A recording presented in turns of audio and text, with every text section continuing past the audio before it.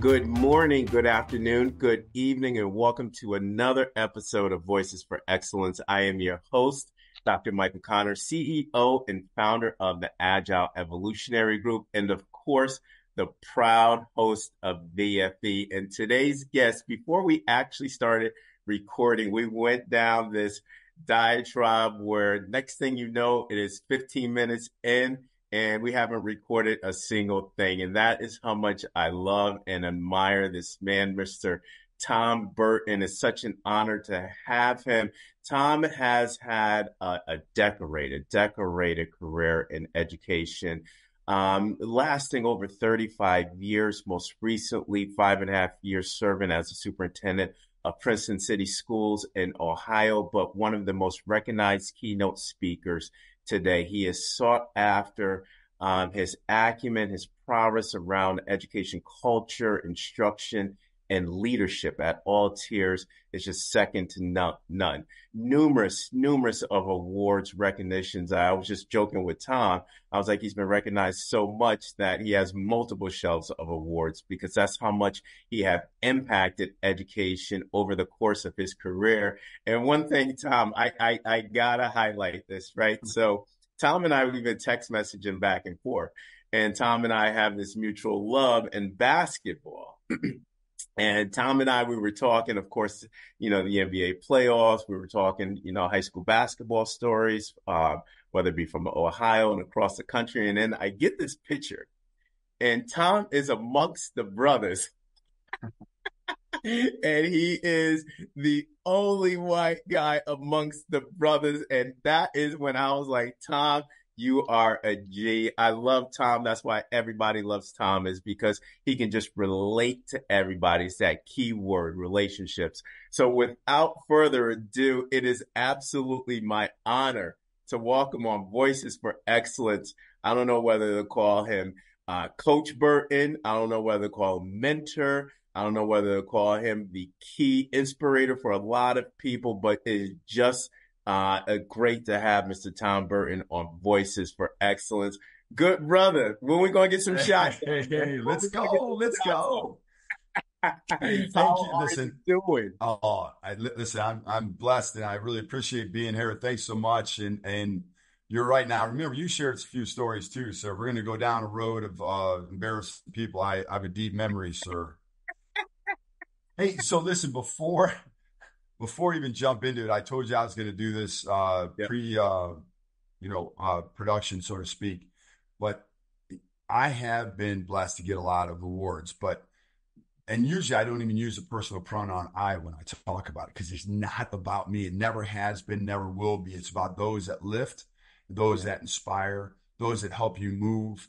And I know we're going to get into a lot right now, so I don't want to go too deep into it, but I just want to, for all those people that helped lift me for any award that I ever received, if I had an opportunity to share some thoughts, I always talked about you. So I always want to pay homage to those that lifted me.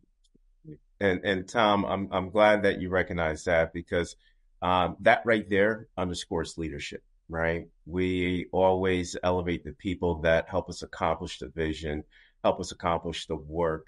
And it's always about elevating the people that are on the side of us and moving this work together as one. And Tom, that's what good leaders do. And that's what you have exemplified over your illustrious career. But yes, we are going to get into it. We might go into, this sub diatribe of something else, but I make sure, Tom, we will stay on the course. I promise you, good brother. But listen, all right, I want to ask you this question, because sure, I ask every guest on VFB that comes on, what is their excellent song that defines their leadership signature? Highly decorated career, Tom. I'm going to speak about it. Over 35 years, 5.5 years as superintendent for Princeton City Schools. You are now just a sought after national speaker across the country. But I want to know, right, if Tom Burton had an entry song, or if Tom Burton has a song that defines who he is in the context of education, what song would that be, and how would those educators describe that within the education ecosystem? Well, yeah. So thank you for sending the questions on the front end because that may have not necessarily stumped me, but to come up with something, you really want to make sure that you kind of think through things. So I did. Instantly, a song came to my mind, but it's probably a song that many other people talked about, and that's simply "Don't Stop Believing." Mhm. Uh, but really, if I could change the lyrics, if I could call Steve Perry right now on the phone, lead singer of Journey, and say, "Hey, Steve, Mhm. let's really change that believing to don't stop behaving."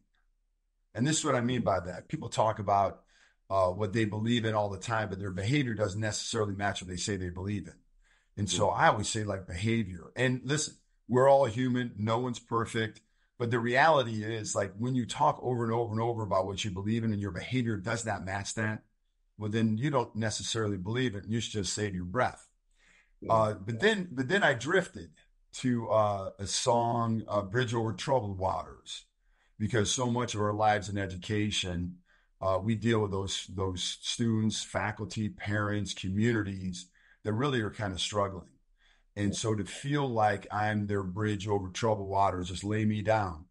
I'm your bridge over troubled waters. And then it drifted, sorry, last one. And then it drifted to the great Bill Withers, Mhm. "Lean on Me." And actually, it's funny when you said, "my good brother," earlier today. What was interesting is there's a line in that song that says, "Just call on me, brother, when you need a hand." And this is what we need to understand in education. I don't believe you do a great job of this. First of all, the vulnerability, I think, has gotten better, right? I mean, I made a ton of mistakes. I try to own those things, but that is critical for us to do, to like be vulnerable. But like the whole "lean on me," like we have to understand that mental health is real for all of us. And I have to tell you, like people used to say, "Tom, I don't know how you do it." Like you are always like ready, always in a good mood and all that. And then when I retired, people say, "Oh, Tom, you look so refreshed. You look like there's no stress." And that really irritated me initially Mhm. because I was like, wait a second. I thought I didn't show any stress. But the reality is stress hits everybody differently. And if all people knew was me a certain way, I was carrying stress I didn't know. Yeah. So I know that I could have leaned on other people and probably should have done that more for my own self. But I think that that is something that the "lean on me," I think I'm going to settle in on that one Yeah. because that is so important for all of us to understand that. And we need to help others along the way. Yeah, Tom, well stated. I love how you brought the three songs. I want to expand on "Don't Stop Believing," right? But you underscored it with behavior. And I always say that there is this reciprocity between theory and practice, right? There's a lot of education stakeholders that can emulate the language of theoreticians with the theories and the concepts that they present, but what does this look like in practice and how does it change behaviors? That's when, we were at this summit, the Future Forge Summit, and they talked about system shifting. And one of the first principles of that system shifting was focused on changing practices. And changing practices emulates, or I like to say, is coordinated to this whole behavior aspect of it. But the bridge over troubled waters and "lean on me," I think we need more of that. I loved how you expressed the vulnerability that is being exemplified in education. Before, mental health was a taboo to talk about. You and I know Mhm. that Oh, yeah. before. Now, it is praised that we talk about mental health and being aware of where we're at. I have no qualms in saying I have a mindfulness coach that I've been practicing a lot of mindfulness, with regards to my own awareness of mental health and how I can be able to stabilize different emotions and to categorize different emotions with that context, living in the present. I love how you presented that because during these transformative and revolutionary times, we have to find somebody to lean on. I appreciate that, but "Don't Stop Believing." That is a classic, Tom. A classic Yeah. song that I love, but love the coordination with the we need to see behaviors with the "Don't Stop Believing" aspect of it. But Tom, okay, yeah, please, Yeah. if you want to add something.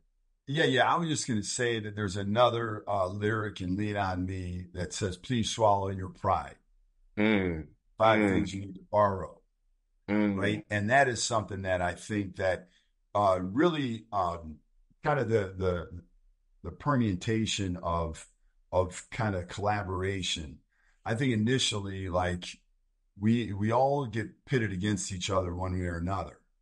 Yeah, And for us to grow, we all rise when we do what? We lift others. That's just yeah, the reality. And so absolutely. for us to really kind of do that, I think we do need to swallow our pride more. And if anybody who knows me that is listening to this, you already know that I think you saw a major transformation in Tom Burton, who I am today to who I was before, because it really was more about me initially. Mhm. And when you talk about vulnerability, saying that out loud is not easy. And it wasn't too long ago I said that in front of about 2,500 people. And some of the people I've known for a long time. And they already knew it, right? Because they knew me for a long time.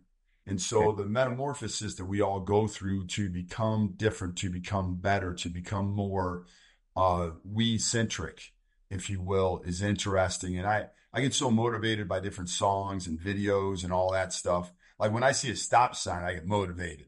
Stop. Mm. You know what I'm saying? Stop what you're doing because I'm about to ruin it. The image and your style that you use.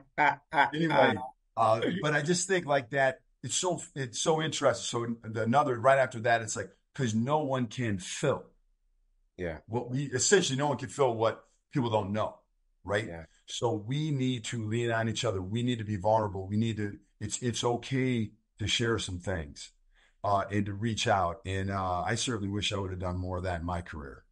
Yeah, and Tom, I love the we centric because we're going to get into it later in the podcast. Your LLC, We Empower LLC, just that whole we centric, we empower. I love the coordination and the connectivity with it. But Tom, this question, right, regarding your national work and your work is taking across the country. You're in demand, rightfully so. People want to hear your message, right? But I want you on VFE today.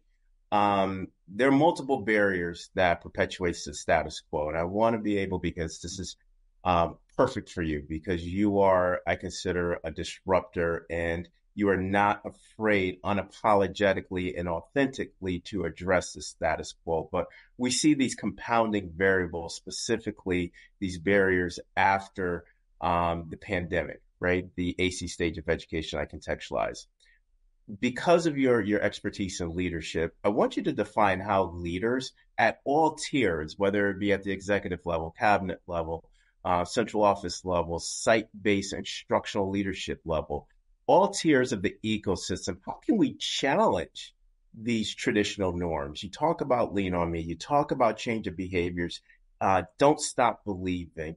But what we're seeing from a statistical standpoint, some people might, take the opposite and say it's hard to stop believing with all of these compounding issues. How do we challenge traditional cultural norms to elicit progress with reauthoring the current model we see in education? Yeah. So I've often said that I'm going to go to Oklahoma, but I'm coming back to Cincinnati. So, so this, so please understand, I will answer that question.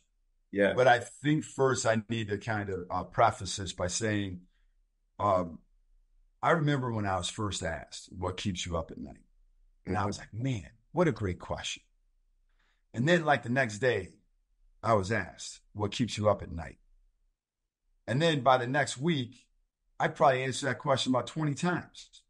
Yeah. So whether it was serving on a commission with the governor's office, whether it was one of the news outlets that was reaching out right around, the pandemic and all that stuff. And I got to the point where I had synthesized my answer to this. We can, should, and need to do more. Done. Flat out done. And so when you think about change in context of kids and trajectories and saving and changing lives, because while we're going to be talking about adults, we actually will always and should always keep kids at the forefront of every single thing that we do. And people say it all the time, but I don't necessarily believe that their actions their actions match up with what they believe, what they say they believe. So I would say this, that for us, we have to understand a couple of very simple concepts. First of all, we have to understand that pushing each other is good. Mm. It's okay to dissent. It's okay for us to ask a clarifying question.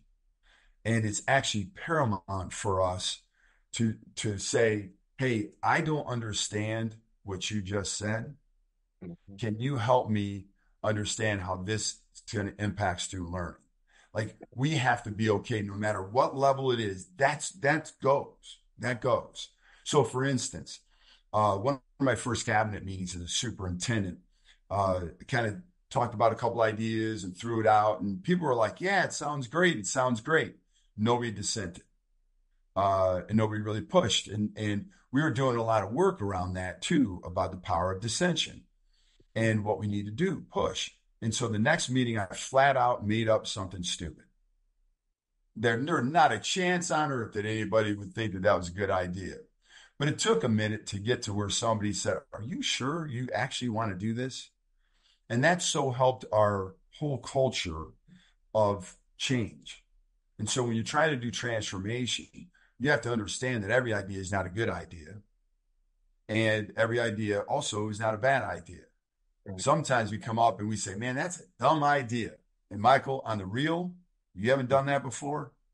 When you like close the door and somebody else came in and said, can you believe that dumb idea? Not now, I don't think. But as principals, as superintendents, like if you don't say it, we think it every once in a while. But I think for us to really grow and to change, no matter what role you're in, really that one idea, and that idea that time may never come. But their thought we have to value, their idea we have to value, but not so we're actually going to do it. But we may be able to glean something from it. And I remember came up with some like crazy idea. We were talking about stuff, and everybody was dissenting. And it was awesome, right? So it came up with something. Someone said, can you help me understand? And somebody else says something like, boy, I really like that, but do you think A, B, and C? And we ultimately got to the point where the idea was going to change and save lives. Yeah. So to me, it's the ability to be able to push and be vulnerable and understand the power of dissension at the highest level. Now you have to be respectful. Now you can't just scream and yell. There has to be a professional respect there. And actually, Mike, I was just in Cleveland yesterday doing work there, and I did student leadership work. It was awesome. It was the last session. It was a little bit sad, but when I met with the superintendent, he said he wants to bring me back for more. So that's awesome. Yeah. In his book, in his office, he talked about they're doing a book study on the culture code, Daniel Coyle's book. Yeah. And one of the best stories in there was about a SEAL team that ultimately went and took care of Osama bin Laden. Right. And this is such a great metaphor. And if people listening get nothing out of anything, please get something out of this. No matter what role you have, you could be an impact player, like Liz Wiseman says. Absolutely. No matter what role you have to understand you have accountability for getting things done. So I'm going to say this. So during one of the biggest stories, one of the biggest movements ever about finding and taking care of Osama bin Laden, there is a SEAL team that was entrusted. There was a commander, there was somebody, captain, that was leading this charge. But he had his bosses. And when his bosses says, we're going to use these Apache helicopters, this person who was leading the ground charge said, I don't know about that. Seems like every time we've used new technology, it hadn't worked out in the history of all wars. Yeah. To which the commander said, we're doing it. So then there was another push, to which the commander essentially said, stand down. So now at that moment, there was a choice. This person leading the ground charge knew that things could go wrong, knew that in history, things have gone wrong. Looking at data, it's always gone wrong when we use new vehicles, new helicopters, new whatever, in military lore. So what does that person do? So that person said, I'm in charge of training, so I'm going to train. We're going to train as if something's going to go wrong. If everything goes perfect, well, then that's easy. So the helicopters are flying. The commander gets on or the captain gets on and says, go down right now. Wind shear, we crash. So during practice, that's what they did. Well, as many of us know, the story is the helicopter does crash. The helicopter lands outside the compound. And they acted as if they'd been there before Right. because they have. Because that captain in that situation knew that training was on his shoulders. The accountability wasn't about just acting as if everything would go right. And so a parallel would be if you're a director of curriculum and a Yeah. superintendent or your boss says, we're going to use this program and that's it. That's a shame that if that would happen without giving you voice. But the reality is if you're going to control that professional development and the implementation, that's on you. You can't say, I didn't like this program. You have to make it work, just like that captain. Absolutely. Tom, great example, great connection with education. One thing I want to expand upon, Tom, that I think does not happen enough, whether it be structured or semi-structured, is that level of dissension. I always like that collective ideation, right? I want to bring in kind of like that business context into our design thinking context of ideation with multiple perspectives on a problem of practice or multiple inquiries that we want to unpack to be able to, I like to say, to have that organized chasm or that organized dissonance between different perspectives to come to one synergistic approach so that we move forward together. Doesn't happen in education much. It's more in the lines of education is that hierarchy, binary, yes or no, without that deep dissension that needs to go on where all voices feel empowered. One statement or sentiment that you highlighted that resonated with me, and not only as an educator, but also someone that played competitive basketball, right, at the college level, accountability to get things done. Everybody is an impact player, but there needs to be that accountability piece in order to get things done. Tom, I love the coordination with that. I love that whole risk management, risk analysis, prepared as if you've already been there. We see that numerous of times, real life sports and in education, preparing as if you've already been there. Tom, I want to be able to expand upon this because I think that in the AC stage of education, this is a sub question. The AC stage of education is very important. Dissension for multiple perspectives that is respectable, semi-structured, where now we're elevating the ideas of our team members, so that we can have a desired outcome for kids. What is that structured or semi-structured dissension, collective ideation around a problem? What does that look like, Tom? Because you have managed that so perfectly when you were a superintendent to be able to elevate voices. That's why people follow your vision is because you allow their voice and you allow the practices and behaviors to move into action. How do you create environments like that? Because that's so tough. Yeah. So first of all, you have to have a team. I mean, I love my team. We were so, oh my goodness. It was so, I don't necessarily believe in perfection, but I would say that I think that was one of the first things I led with the fact that, look, I'm not perfect. You're not perfect. Together, we can have a perfect combination though. Yeah. And so I think really when you look specifically at that, it is about the value in creating spaces for people to have authentic voice. Yeah. And you know what, as an example, let's just talk about a major failure that I had. So I was asked, so I was asked to go on television, this cable television, and talk a little bit about Princeton and a little bit about vision. So it's called this business connection. So I was on there. And of course, I'm me all the time. I don't know how to be anything else. So anyway, like a chihuahua on crack, man. I'm like all over the place, but I always try to, connect things together. So I finish talking, segment's done. I get off the stage and the person comes right up to me and said, "Hey, would you like a show yourself?" And so I'm like, "Well, no, but I would like one about Princeton." So we called it Princeton, People of Princeton. And it was awesome. Viking Voices, the people, this is what it was. "Welcome to Viking Voices, the people of Princeton. I'm Tom Burton, proud superintendent of Princeton City Schools." And then, what I would do? I would focus on other people, right? Mm-hmm. So the students, the staff, the community, alums, all kinds of things. And I would talk about student voice. Yeah. And then next one, I'd talk about student voice. And then I would talk about these great things we do to create student voice in classrooms by creating programs and have kids participate in performance poetry, poetry slams, hip hop poetry, all over the place. Amazing. But not one time until my second last year did I say, "Oh my goodness, I'm a fool.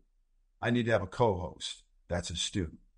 So Ornella Siakam was my first co-host, and I gave her space at the end of every segment for performance poetry.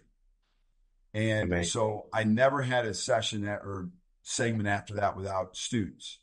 So I think that's one of the things. I think it's also to be humble enough to realize that you're not creating enough space. So we had some Princeton, about 80% students of color, and our staff was not representative of that. And so we had under 20% of our teaching staff that were students of color. Our administrative staff was real diverse, very proud of what we were able to control, so to speak. And people think you can control the hiring of teachers, but hey, gang, wake up, you can't. We called every single HBCU. We did all kinds of things. We partnered with Thurgood Marshall College Fund. We had 22 of the brightest pre-service teachers come to Princeton to learn a little bit more. We were able to hire four. That was great. So, and many of the HBCUs are expanding their education programs, unfortunately. We don't see a lot of that even around. And when myself and Dr. Mary Phillips, who's a legendary, unbelievable associate superintendent I was blessed to work with, when she would go to UC, I'd go to Wright State. Other people would go to Ohio State, and we would talk. Our mission was to recruit. And we did not see many students that didn't look like me. In fact, very, very rarely at Wright State, who does a great job, there were 2 students of color. In the 3 years I was there, we hired 1. And so I was proud of that. And the reason why I bring this up is because of this reason. When you're in an environment where and again, this is not Tom Burton, white man speaking. It is, but this is Tom Burton, white man, who's learned a lot from people who don't look like him. And I'm going to relay a message. And this is the message. You have to create space for your educators, for your support staff, for your administrators. Yes. And when all the horrific things happened that we all know that started a great equity conversation that ended too quickly, in my opinion, we have to talk about it differently. The Ahmaud Arbery, Breonna Taylor, George Floyd, when all that happened, there were people that were putting out statements all over the place. And some of our leaders of color, when I would talk to them, would say, "Tom, when are you going to put a statement out?" I said, "I'm going to put a statement out, but not until I talk to every single administrator of color to check in, to give them space, to give them time." That was my focus. The political context and what I was going to put out, initially, the first couple iterations that I had, I probably would have been arrested because I have had friends in cars that got pulled out. And really because of me, because I was running my mouth, because they didn't do anything wrong. They didn't pull me out of the car. Why did they pull me out of the car? So I know I'm probably in California right now, but I'm coming back. So my point of all this is when you create authentic spaces. So we have this Spectra program, which allows one time a quarter for all of our staff of color to have an opportunity to come together and share stories and just be vulnerable and do that. So you have to create systems to allow that. So that's just one example. When you look at student voice, it's bigger than just serving on a committee. It's Yes. what's that committee about? Henry David Thoreau said, it's not about being busy, answer busy. Yes. It's about what are you busy about, right? And that's Yes. what I think. Absolutely. Yeah. So what are we doing to create those systems? So those are just a couple examples. We had a Yeah. beautiful Spectra program. We had the Authentic with Student Voices. We had students that came to us that talked about creating a cultural fair, that wanted to do a cultural walk. We had students that came up that talked about a Hispanic Heritage Festival and all Yeah. those things we were able to come up with. So it was great. Tom, I tell you, to my audience, play that back, right? Because if you want to talk about a culture of empathy, if you want to talk about a culture of empowerment, Tom Burton is your man. Please contact him. He's going to give his contact information out at the end of the segment for you to reach out because um, cultural conditions of that magnitude, Tom, you and I know, is not the norm. It's not normalized across the country. For you to give people the voice, checking in on people, that epitomizes relationships. But again, why everybody loves you so much, Tom, across the country, specifically the communities that you impact.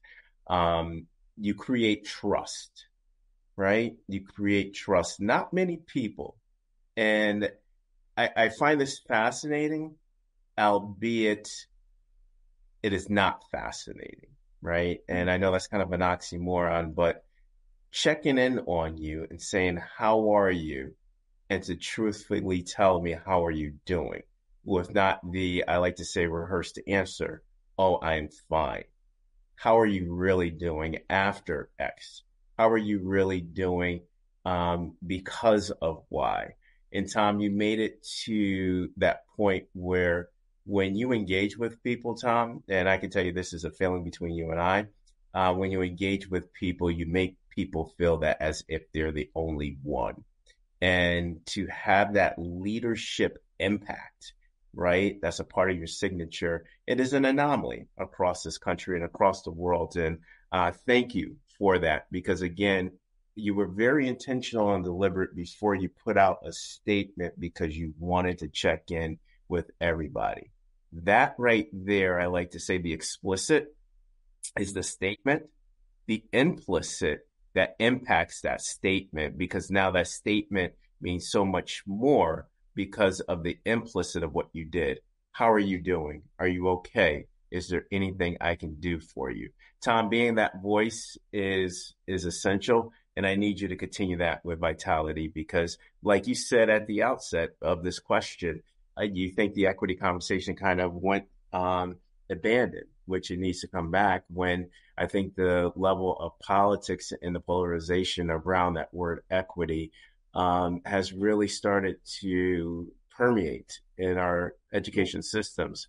And it can't because let's look at, and I'm looking at this from a statistical standpoint, and this is where a lot of people that are against the equity journey, that are against the equity work, I'm like, how can we ignore it when but within the next 2 years, 57% of our students are going to be Black and brown, where over 15% of them are going to be two or more races. So we're seeing a change in the demographics of our student enrollment. So how can we not talk about being culturally responsive to our students that undergirds their natural realities that come into our classrooms? But again, that's a longer conversation, Tom, that we have to be able to continue to unpack and unwrap for people. But thank you for everything that you're doing. But I want to kind of move into or segue into that with, and I'm going to say your award-winning superintendency education career, as well as now the CEO of We Empower LLC. I love it. It kind of brings that natural synergy of your work practices, right? That we talk about behaviors into the name of your LLC, which is We Empower. It's just it's synergistic as it is, but you have influenced many educators across this country. So, but more than ever now in education, Tom, and I want you to be able to expand this, the groundwork for this word around acceleration has to become interdependent. The interdependency that you created within your leadership, right?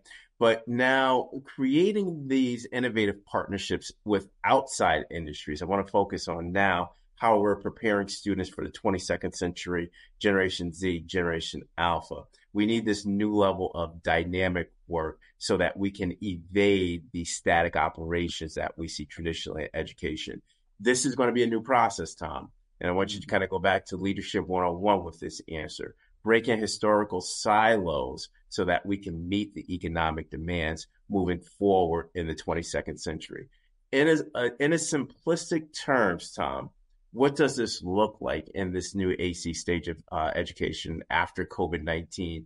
And where would district teams, where would they begin to start dynamic work in lieu of static, I like to say static,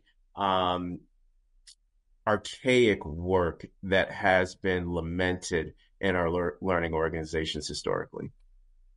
Yeah, so I'm just kind of chuckling inside. You said simplistic, but I heard about 6 questions there, Doc. So Multi-layer, brother, multi-layer. Yeah.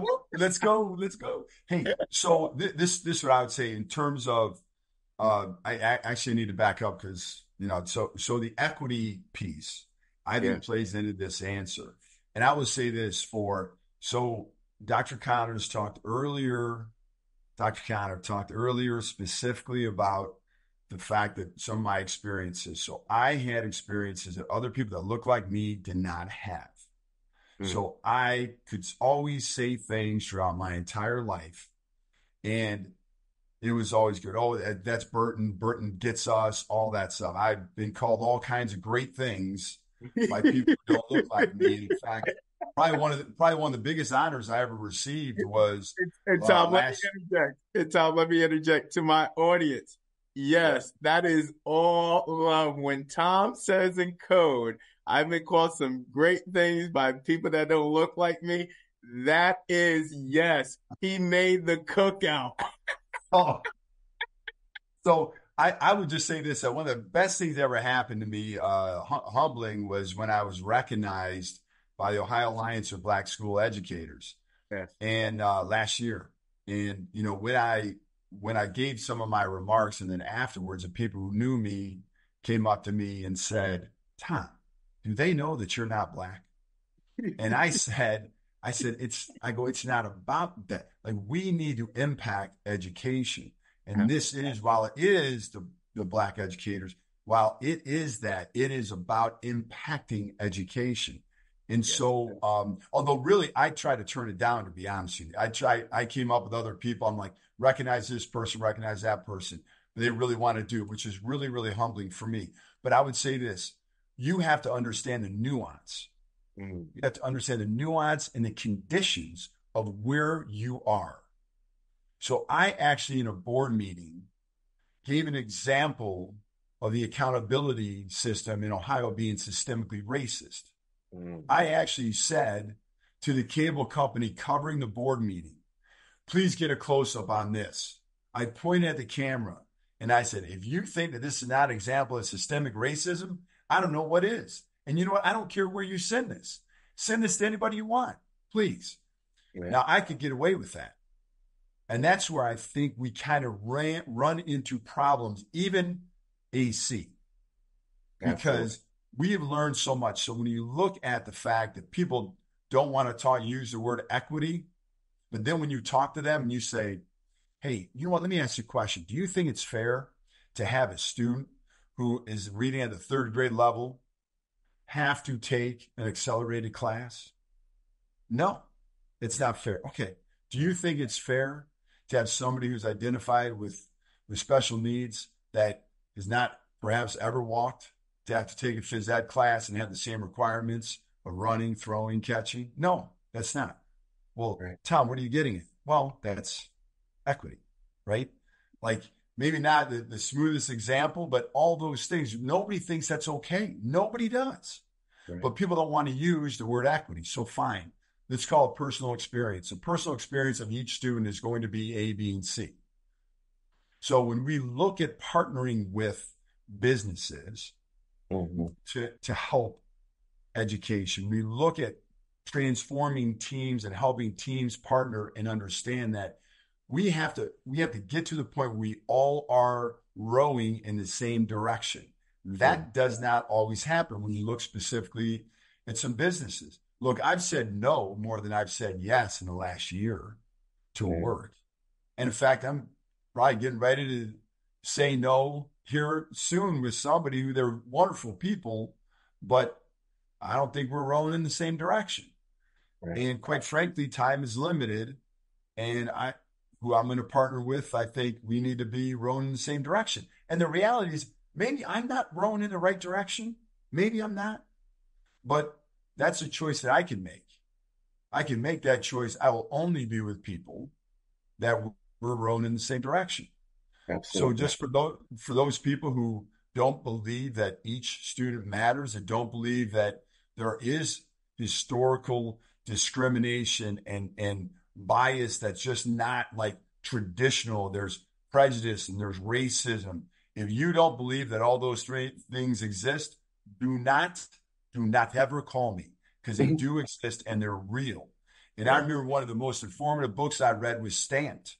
And I Mhm. actually went on Twitter and put it on there, stamped, whatever. I got away with it. Nobody said anything. Nobody Right. said, Jason Reynolds. I mean, there are so many beautiful historical references in that book. But guess what?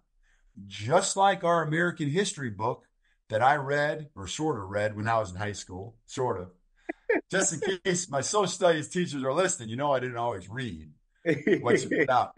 But I will say I didn't always agree with everything. Right. And that's the beautiful thing of us as a people. Yeah. We should have our own opinions. And so when we're trying to develop the context of where we go after COVID and continue to develop that, and especially with ESSER funds ending, we need to be creative. We need to be innovative. We need to be curious. We need to be not scared to fail.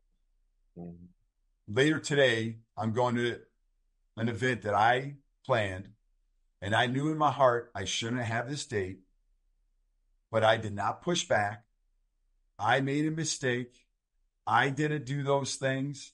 And I'm going to go there. And I don't want it to fail, but going into it, I've had to change a lot of different things, but it's probably going to fail. And at least by the context of this company, Mhm. because they're going to look at return on investment. There's not enough people here or whatever the case is. And you have to be okay with failing. But Absolutely. we're going to learn through the process. We're going to get better. This event, we're never going to have it again at this time of the year because that was silly on my part. I knew. And sometimes that's the biggest thing is getting out of our own way.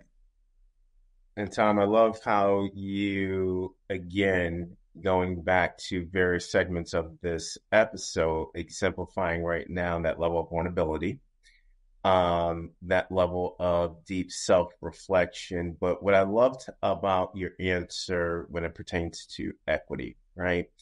And if you think about it, when you look at that definition or that word equity and define it, every every parent, every student, every community member wants a level of equity. Substitute the word personal experience, Yes. excellence, success. So if you just find the appropriate synonym for equity and its meaning and you substitute it, we still want the same.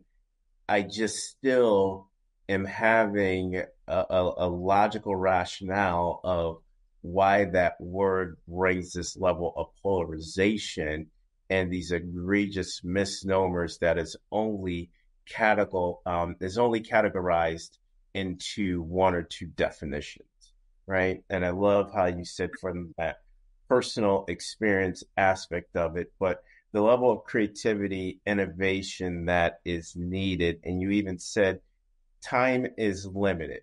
And moreover, I've learned over the course of these 2 years how precious time is, right? And how valuable time is for students, time is valuable for our educators, to accelerate to get to the necessary readiness outcomes that we have for our students, but more importantly, providing those equitable experiences where now we're preparing all. Fundamental, loved it. Understanding the nuances for accountability. That sentiment resonates with me, Tom. Resonates with me so much. Understanding the nuances for accountability. Right there, learning organizations, superintendents, leaders can chew on that sentiment and bring that back to the critical work. But Tom, it was extraordinary to see you, man, in Pittsburgh. I tell you, I had a great time talking to you.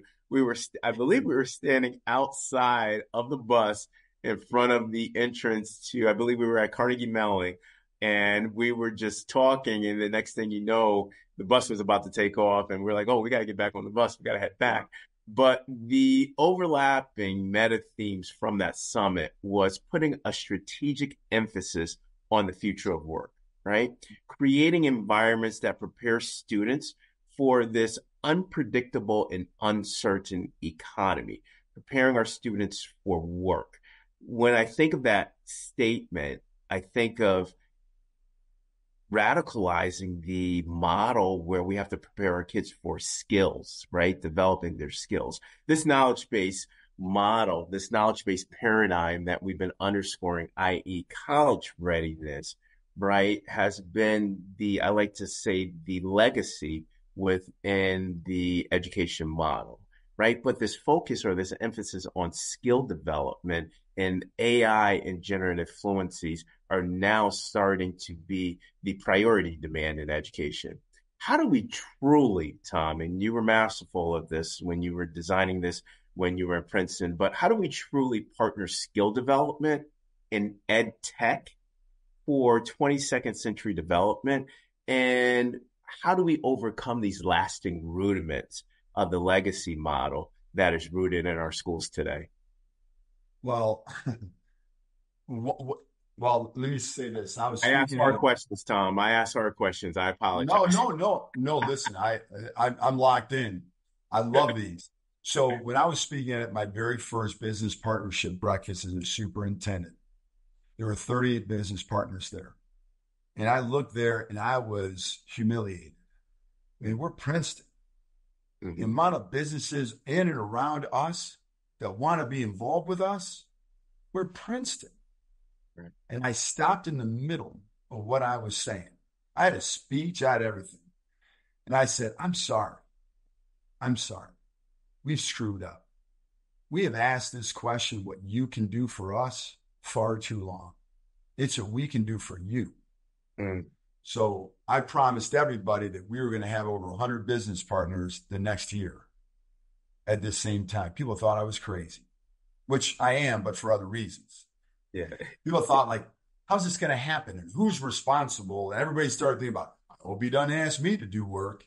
And it was not like our staff. They were excited. They just didn't know how everything was going to get done. The businesses themselves were the ones that were saying, hope you don't ask me to help.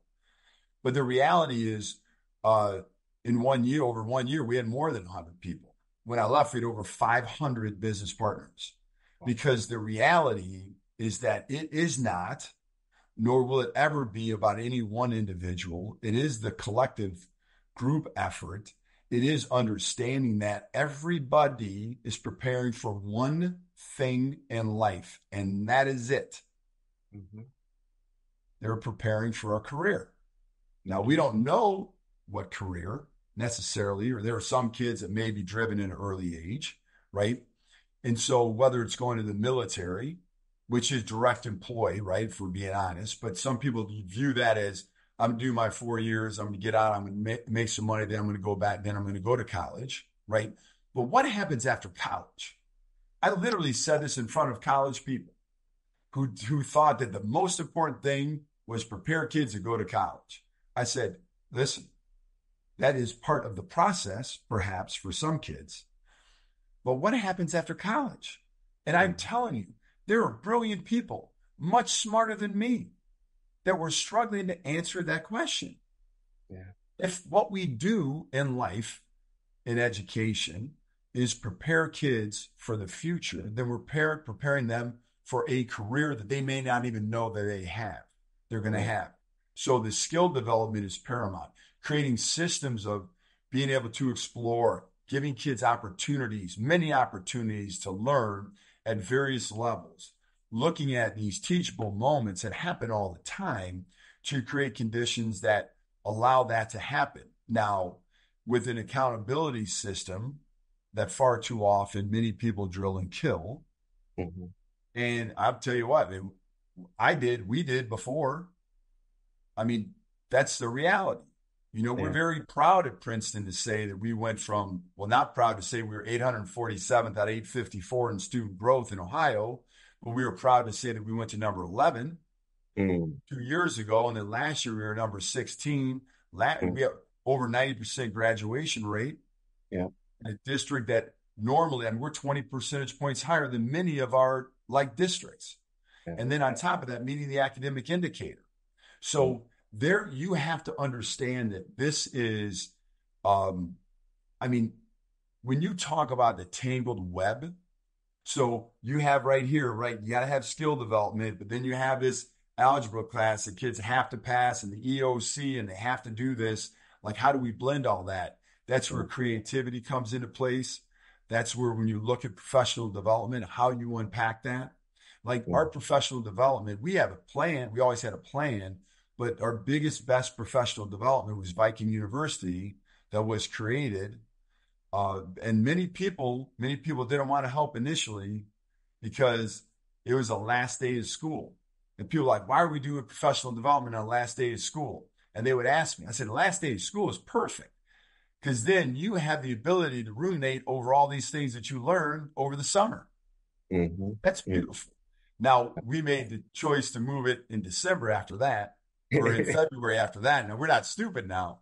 Yeah. Well, But yeah. the Yeah. reality is, there's professional development for staff, by staff. So I think creating that own efficacy and what you could do to help people own their own learning, own their own environment that they're currently in, creating the accountability systems, and then making sure that you follow up with an empathetic way and hold Mhm. people accountable. Because as Brene Brown says, you know, being honest is nice, but not everybody likes to hear what you have to say. But I care enough about you to be honest with you that you hurt my feelings. Now you may not like that, but I think those are all important indicators. And I think all those 5 or 6 different tenets that I just mentioned, I think then create that environment for that systemic change that you asked about. Great answer, Tom. And I want to go back. I was writing so much of what you were saying, some of these really bold bullet points that I extrapolated from your well concise developed answer because there's multiple things. I apologize if I sound disjointed because I'm very excited of everything that you brought into this specifically around career readiness, right? And by design, the education model by design focuses on college readiness, where there is that standardization of regurgitation of information, and students are clustered, categorized by percentiles, where if you think about it, only 15% of what they articulate on a standardized assessment through mastery um, is demonstrated in the real world, is realized in the economic demand. So this focus on skill development is very critical. And yes, I would think that educators would experience a level of dissonance if you're asking them this question: what are they going to do after college? Which I think is so critical that we ask that because I like to say the AC stage of education, or the AI first century, 22nd century that we're starting to move into, is focused on skill development, career readiness, and now this level of digital readiness and fluencies is critical. Adaptive problem solving. I like to say this, empathetic approach around co-authoring and co-design is critical. But I love Viking University, and to my audience out there, Viking University, a phrase that Tom stated, for staff by staff, building internal capacity so that you can leverage that level of coherence. And Tom, this is the last question, right? Because I know we've been running out of time. We've been going. I know you're busy and everything. You got to get to it. But I want to ask this question. And I don't want to limit you to 3 words, but I want you to highlight the 3 words, but expand upon it, because I think that this is a critical message. The questions that were asked, the statements that you presented, this level of accountability, vulnerability, this episode epitomizes how to be able to change culture, and a conducive culture for all. And what I mean by all stakeholders, students, family, communities, partnerships. But what 3 words do you want today's audience to leave our podcast regarding 2 words I like to use right now, specifically in education: hope and opportunity in the AC stage of education? Well, just to be true to myself, let me go back for a second. Standardization of regurgitation leads to perspiration and hesitation, and we cannot allow that to take down our nation. Woo! When you think about what you said, like when we kind of unpack that stuff. So those are not my words, though. But I had to say that. So let me just say this. So nos te ipsum is a Latin phrase, is to know thyself. Mm-hmm. And to know thyself are 3 words. And those aren't my 3 words, but I think that's really, really important, kind of an ending of this podcast. Again, I so appreciate being on here. I'm humbled. I listen to some of the other podcasts. You literally have giants on it. And I was telling a friend of mine this morning when I was walking, I said, I'm going on this unbelievable podcast, man. They got all these giants. And they're like, can't find anybody else. Let's bring on Burton. So thank you, Dr. Connor. I appreciate that. Like, we looked and looked, couldn't find anybody better. We only had I love you, Tom. I love you, man. So I'm gonna say this. Yeah. I'm gonna use the word necessary, and I'll explain that in a second. Mm-hmm. Curiosity, and then I'm gonna use relentless. Mm. So I think when we talk about, and I'm getting ready to post something on social media about this, I've had it up to my eardrums with people talking about so-and-so has to have a difficult conversation. So-and-so has to have a crucial conversation. So-and-so has to have a critical conversation. And while I agree that all those things may be the case, if we just said, I need to have a conversation, or if we have to put some context before that, let's call it necessary. I need to have a necessary conversation, because I think that, from a mindset, changes how people go into this conversation. Yeah. So sometimes people even say, boy, I'm sorry, Dr. Connor, we need to have a difficult conversation. What are you saying? Right. Like, that is so negative going into it. And while that may be the intent, but I think necessary is important. Mm-hmm. I think when we look specifically at curiosity, we need to be more intellectually curious, even with ourselves. Absolutely. Bill Porter, who's a dear friend of mine, said to me, Tom, you're 58 years old, you're retired, and you are still on it. You are still a voracious reader. You'll still learn it and grow it. I said, yeah, because I'm not that smart. Never have been, never will be. But I tell you what I can't control. I can control my curiosity. I can control how hard I work. Absolutely. And then the last one is being relentless, because I think a lot of times we have in front of us these obstacles that seem insurmountable. Mm-hmm. And we look at that obstacle and we're like, how am I going to get through? What am I going to do? But we look at that so myopically that we can't see that all you need to do is go around it. Mm-hmm. All you need to do is take 2 steps this way and walk around it. And then we create something else. That relentless pursuit of excellence is something that is critical. And then I will also say this, in conclusion, I don't know what all means, Michael. I'm sorry. Mm-hmm. All is a group. I'm an equity guy. And if anybody who knows me, if I did not address this, they would know. The word all to me is a group. Mm-hmm. That's what it is. Always has been. Now, a lot of people disagree with me, and that's okay. Right. But disagree with me that each means each. Oh, wow. That each is individual. So that's why our mission statement at Princeton was empowering each student. It was empowering all students, because then I think we kowtow to easy things. And then in my conclusion, like a great pastor. Yes. Be kind. Yes, be kind. That's it. Be kind. Tom, I'll tell you this, and this is why, and you don't know this, why I purposely call you. I learn something new from you every single time I speak to you. Vice versa. And I tell you, Tom, redefining all to mean each, and how you defined it, it makes perfect logical sense. Tom, wow, that is something I am going to add into my practices, which now really shifts that all means all, where each means each. So eloquently put it. To know thyself, I'm going to give you another Latin word, right? And you want to say with that phrase, to know thyself, I'm going to follow that with veritas, and that means truth. Absolutely. Yes, know thyself, that is so true, but necessary curiosity and this relentless pursuit of excellence, where each means each. Where we're not talking about a group, we're talking about each individual student.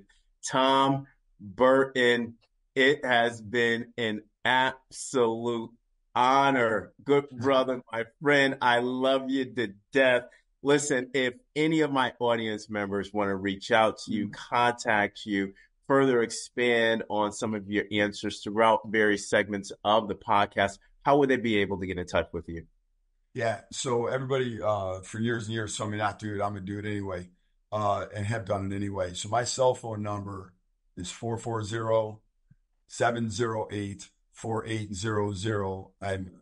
If you text, I will text back immediately. If you call, you stand a chance of running a couple of days before I get to that one. If I can't pick up, I'm just going to be honest about it.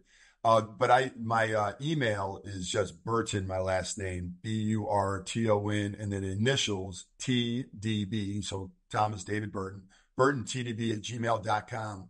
But you can check me out on social media at @TBurton_empower, on Twitter, TDB Empower, on Instagram. My website is weempowerllc.com, because it is not about me.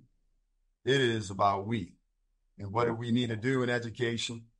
Empower the beautiful kids that we're blessed to have in front of us each day. I tell you what, Tom, the work that you're doing is continuing. It's continuing the necessary push, the accountability, the capability and capacity building, the intentionality with your work now. Tom, thank you for everything that you have done, that you continue to do, and that you will do in education. Big fan, brother. I appreciate you so much. Thank you. Vice versa, appreciate being here. And everybody check out Dr. Michael Connor too. I know you're listening to him now, but his great work, his great book, and many other things. He's more than just a disruptor. He's a life changer. I appreciate that, Tom. That's such a meaningful and heartful comment, especially coming from you, brother. And I'll tell you this, I am coming to Cincinnati. We are getting our shots up. We are getting our shots up. Trust me, I will air it on VFE. It'll be the first VFE horse where I beat. Oh, Tom, thank you. Awesome. This is great. God bless you, man. And on that note, to my audience, onward and upward, everybody. Have a great day.